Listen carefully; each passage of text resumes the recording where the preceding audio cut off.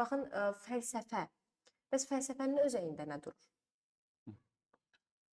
Elmin özəyində fəlsəfə durur. Ədəbiyyatın özəyində fəlsəfə durur. Dinin özəyində fəlsəfə durur. Yəni fəlsəfə əslində insanlığın elə bir növ özəyində durur.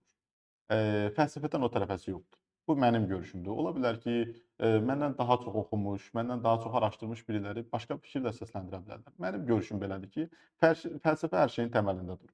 Və fəlsəfədən yola çıxaraq biz məsələn elm yaratmışıq. Fəlsəfədən yola çıxaraq bir din yaratmışıq, başlamışıq ona inanmağa. Fəlsəfədən yola çıxaraq biz bir ədəbiyyat yaratmışıq. Yəni fəlsəfə nədir? Məsələn biz elmdə deyirik ki, bir tədqiqat aparılanda tədqiqatın kökündə hipotezlərdir. Yəni fərziyyədir. Həmin o fərziyyə, həmin o fəlsəfədir.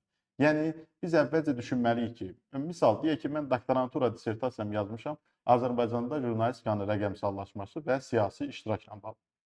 Məsələn, mən bir fərziyyə irəli sürdüm ki, Azərbaycanda siyasi iştirak zəifdir.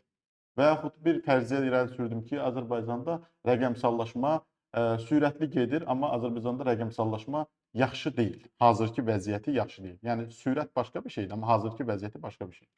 Məsələn, bunlar fərziyyədir. Bu bir növ fəlsəfədir. Bunun kökündə bir fəlsəfə dayanır. Mən fikri irəli sürürəm.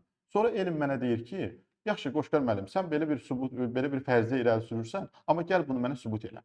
Yəni sən nəyə əsasən deyirsən ki, Azərbaycanda siyasi iştirak zəifdir, məsələn. Bununla bağlı artıq sən metodlardan, tədqiqat metodlarından, yəni elmi vasitələrdən istifadə eləyərək bu anlayışları dəqiqləşdirməlisən, sübut eləməlisən.